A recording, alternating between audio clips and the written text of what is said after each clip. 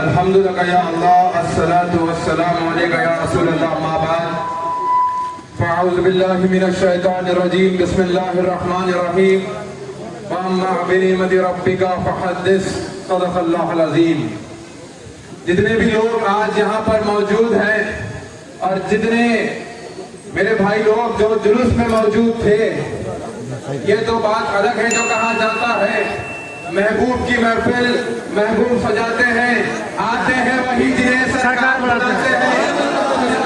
ये कह रहा है कि जब हमारे जैसे आशिक़ाने रसूल ऐसे अल्लाह के बारगाहों अल्लाह के वलियों के बारगाहों के अतराफ घिरे हुए हैं, इनके दामनों के साये में हमारी तरबियत हुई है।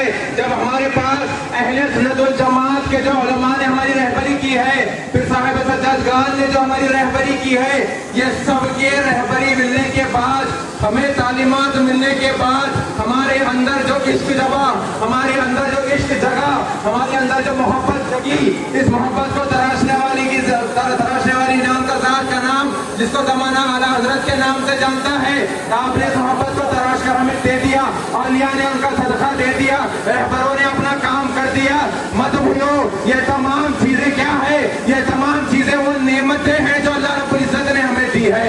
और आज हम जो जुलूस निकाले हैं, लोग कहते हैं कि तुम शिर्क कर रहे हो, लोग कहते हैं कि तुम बिदअत कर रहे हो, ये एक ऐसा जवाब है तुम लोगों को। याद रखो मेरी बात, इस देश से कह रहा हूँ, परवरदिगार आलम कुरान पाक में फरमाता है, क्या कहता है, मेरी नेमतों की खूब चर्चा करना, मैंने जो नेमतें अता की है उसकी खूब चर्चा करना।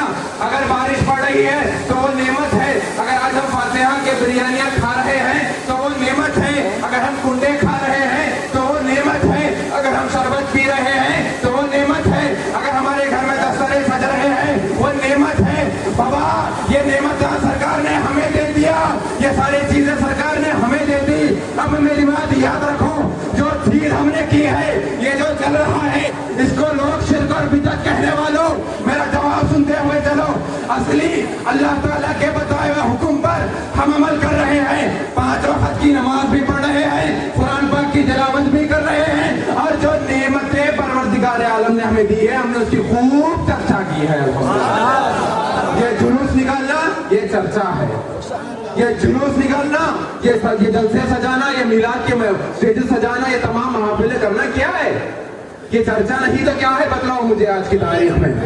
अब आइए इस बात की तरफ आता हूँ, जब मिलाद मनाने की बात आती है, जब ये झंडे लहराने की बात आती है, मत भूलो ये झंडे लहराना हमारी बात नहीं, हमारी मर्जी से नहीं, ये झंडे परवरदिगार आलम ने जिब्राइल अमीन के हाथों से जिस घर में सरकार कायनात तशरीफ लाए उस घर पे सजवाए थे। ये सुन्नत है जो हम आज लेकर चल रहे हैं। अगर हम आज जो आका का मिलाद मना रहे हैं, ये हमारी मोहब्बत है। बाबा हम बगैर हदीस और कुरान के नहीं चलते हैं, हमारे हाथों को कुरान पाक थामा गया है।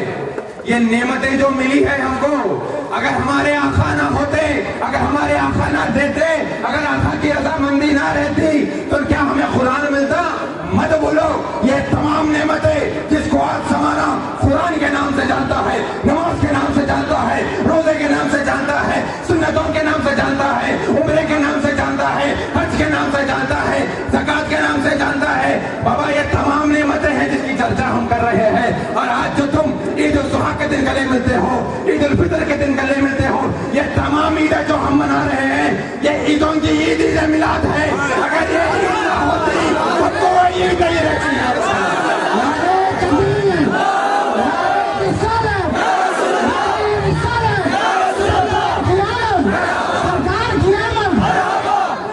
ये मोहब्बत जब सरकारों की तरफ से हमें मिली है, ये तालीमात जो हमारे औलिया की तरफ से हमें मिले हैं। एक वाक़या सुनाकर अपनी बात को खत्म करता हूँ। उंगलियां उठाई गई कि आका की शान आखिर क्या है। उंगलियां उठाई गई, तुम क्यों मुस्तफा जाने रहमत पढ़ते हो। उंगलियां उठाई गई कि तुम अगर यहाँ पर खड़े होकर या रसूल अल्लाह पुकारोगे तो क्या वो जवाब देंगे? अब नसीब की बात है, नसीब की। अगर आज हम इस सरजमीन पर भी खड़े होकर एक नारा लगाएंगे कि या रसूल अल्लाह, बेशक हमें जवाब आता है, आपकी मदद मिलती है। तुम कहते हो कि सलाम का जवाब बाबा मामूली कब्रिस्तान के सामने से गुजरे तो अस्सलाम वालेकुम व अहलल क़ुबूर कहने का हुक्म है। सलाम किसको कहा जाता है? सलाम किसको किया जाता है? वल्लाह तू जिंदा है वल्लाह। और ये चीजों की दलील, अगर कोई खबर में जाता है, अगर वो मैयत है तो कोई हरकत नहीं कर सकता है, मगर हमारे बुजुर्गों ने दिन ने साबित कर दिया इस बात को।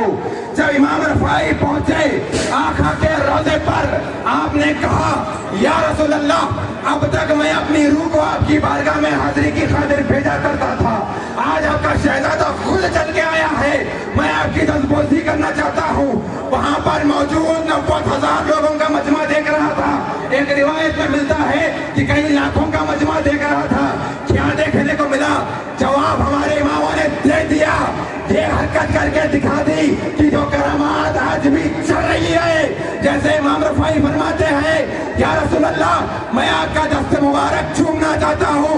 देखने वाली आंखों ने देखा, मजार 2 हिस्सों में बढ़ती है, सरकार का हाथ बाहर आता है, सरकार चुनते हैं। ये चूमना देखकर, ये वाक़े को सुनकर हमारे अहले सुन्नत की जान इमाम अहमद रजा खान ने फरमा दिया, या रसूल अल्लाह, तेरी नस्ल पाक में है बच्चा बच्चा नूर का, वो है आईने नूर तेरा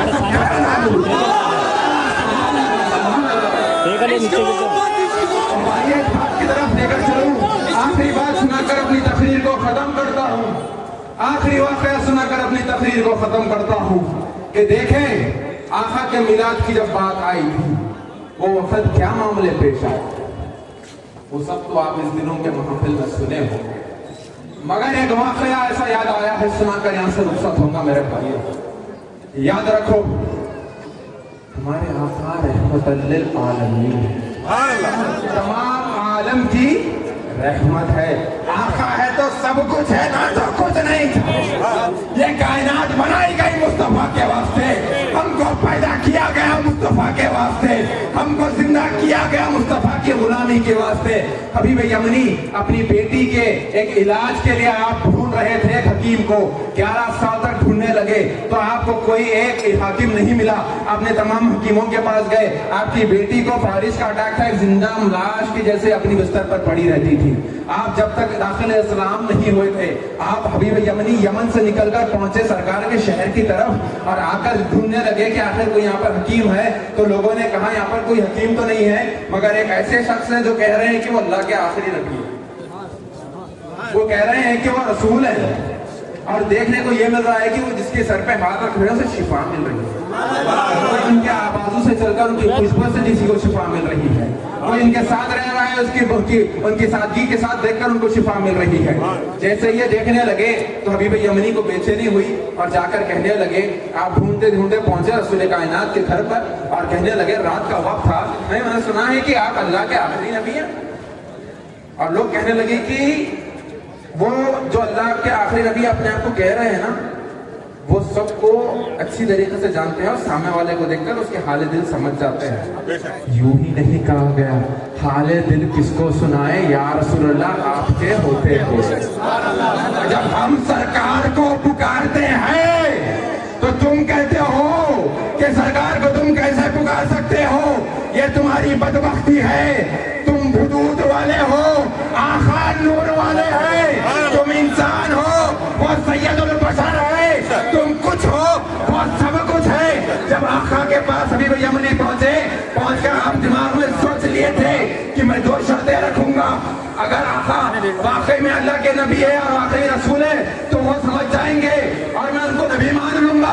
ये कहकर हबीब यमनी आगे चले, जब पूछने लगे जाकर आप कहते हैं कि मैंने सुना कि आप अल्लाह के आखिरी नबी हैं, तो मैंने सुना है कि आपके हाथ में कायनात का कुदरत का तमाम कंट्रोल भी है। तो आका ने कहा कि तुम क्या चाहते हो?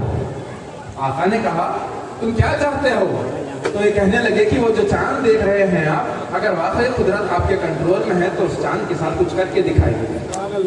आकाए नामदार मदनी ताजदार दोनों जहां के मालिकों मुख्तार महबूब रब्बे गफ्फार हसनैन के नाना हजरत मोहम्मद मुस्तफा सल्लल्लाहु अलैहि वसल्लम आप बाहर आते हैं, आकर कहते हैं, ऐ हबीब, क्या तू वो चांद की बात कर रहा है जो बचपन से मेरा खिलौना है?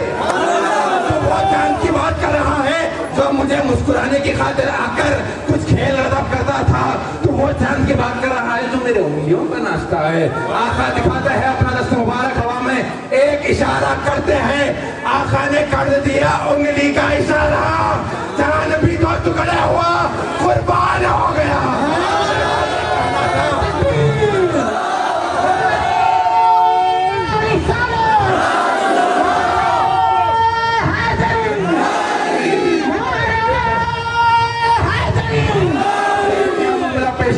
जब ये मामला देखने को मिला तो आधा चांद हवा में लटक रहा है, आधा चांद मदीने के पहाड़ों के पीछे छुप गया था। अब देखो असली सवाल का जवाब आज दे रहा हूँ। आज मैं बख्तियार बियाबानी वरंगल की सरजमीन से जवाब दे रहा हूँ बदअकीदों को। तुम कहते हो कि कैसे रसूल कायनात तुम्हारा हाल दिल जानते हैं, तुम कहते हो क्या तुम यहाँ से पुकारते हो तो क्या रसूल सुनते हैं, तुम कहते हो कि तुम क्यों या नबी सलाम अलैका क्यों पढ़ते हो, तुम कहते हो कि तुम मुस्तफा जाने रहमत क्यों पढ़ते हो। बाबा आंख देखी नहीं दिल है पहचानता, जब खबर में आएंगे मेरे मुस्तफा उठ कर कह दूंगा बाएहतराम तुम पे करोड़ों दरूद सलाम। ये कब पेश आएगा, ये कब पेश आएगा जरा देखो।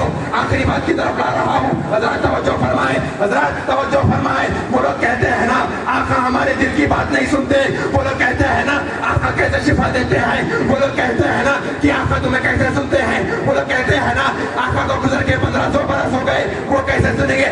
बाबा 1500 नहीं, आका हमारे शुरू से सुने, अब भी सुन रहे हैं, रोज़े क़यामत भी सुनने वाले हैं। कभी वो यमनी आगे आते हैं, आकर कहने लगते हैं या रसूल अल्लाह आप अपने आप को अल्लाह के नबी बता रहे हैं, मेरी दूसरी शर्त ये है। बोल के क्या करने जा रहे थे? उनके दिल में जो ख्याल था उनकी बेटी को शिफा मिल जाए, उनके दिल में जो ख्याल था मेरी बेटी का इलाज हो जाए। ये इलाज का, ये शिफा पाने का मामला अपने दिमाग में बिठाकर अब आगे ही बढ़े। जैसे आगे आते हैं, आकर रसूल कायनात सैयदुल बशर मालिक मेराज सिदरतुल मुंतहा जिसकी हद है, आका नामदार फरमाते हैं ऐ हबीब रुक जाना। क्या कहते हैं? दूसरा सवाल, दूसरी शर्त मत रखना, अपने घर को जाकर तुम्हें जवाब मिल जाए। आका का ये कहना था, हबीब यमनी घोड़े पे सवार होते हैं, होकर वापस अपने घर को पहुंचते हैं, जिनकी साहबजादी कई सालों से जिंदा लाश की तरह पड़ी हुई थी। जब घर में दाखिल होते हैं, दाखिल होने के बाद जब दरवाजे पर खटखट लगाई तो जैसे देखा दरवाजा खुला, अब अंदर जाकर देखते हैं कि वहां पर कोई नहीं है। आकर जो दरवाजा खोली वो कोई और नहीं, उनकी साहिबजादी थी जो 11 साल से ज्यादा सालों से एक बिस्तर पर जिंदा लाश की तरह पड़ी हुई थी। आप परेशान हो जाते हैं और पूछते हैं कि आखिर आप तुम बेटे तुम्हारी हालत तो ऐसी थी, तुम उठकर कैसे खड़ी हो गई? वो शहजादी फरमाने लगी अब्बा जान मैंने ये देखा वहां पर आका नामदार सरकार कायनात आपको ज़ाहिरी तौर पे कलमा पढ़ा रहे थे वहां पर, और मुझे आप यहाँ पर आकर बातिनी तौर पे कलमा पढ़ा कर निकल। आप कहती है कि जब आका आए मेरे पास, आकर मेरे सर पर हाथ रखा और कुछ पढ़कर दम किया, आपने नजर डाली तो मेरे जिस्म में वापस रूह आ गई, वापस ताजगी आ गई, वापस जान आ गई। और जब बात आती है कलमे की, वफादारी सीखना चाहते हो तो सहाबा से सीखो, वफादारी सीखना चाहते हो तो खुलफाए राशिदीन से सीखो, वफादारी सीखना चाहते हो तो करबला वाले हुसैन से सीखो कि कैसे वफादारी निभाई है। बच्चों कलमा पढ़ना मामूली बात नहीं, कलमा पढ़कर वफादारी करना बड़ी बात हो। तो आपकी साहबजादी फरमाती है कि जब आकर मेरे सर पर हाथ रखा प्यारे आका ने, मैंने एक ही सदा लगाती हुई बिस्तर से उठ पड़ी। वो सदा कुछ और नहीं, ला इलाहा इल्लल्लाह मोहम्मद रसूलुल्लाह की सदा। इसी के साथ मैं अपनी बात को खत्म करता हूँ। मेरे भाइयों, मैं शुरुआत में एक शेर पढ़ा था, महबूब की महफिल महबूब सजाते हैं, आते हैं वही जिन्हें सरकार बुलाते हैं। जब औलिया के दामनों में, औलिया के इर्द गिर्द, औलिया के दयारों में जब ऐसी महफिलें सजाई जाती हैं तो मत भूलो महबूब की महफिल महबूब सजाते हैं। आते हैं वही जिन्हें सरकार बुलाते हैं, और जिनकी महफिल रहती है वो जरूर आते हैं। मोहम्मद से वफा तोड़े तो हम तेरे हैं, ये जहां चीज है क्या लौह कलम दे रहे हैं। मोहम्मद की मोहब्बत दीन हक की शर्त अव्वल है, वो इसमें अगर कोई खामी तो सब कुछ नामुकम्मल है। मोहम्मद की गुलामी ही है सनद आजाद होने की। खुदा के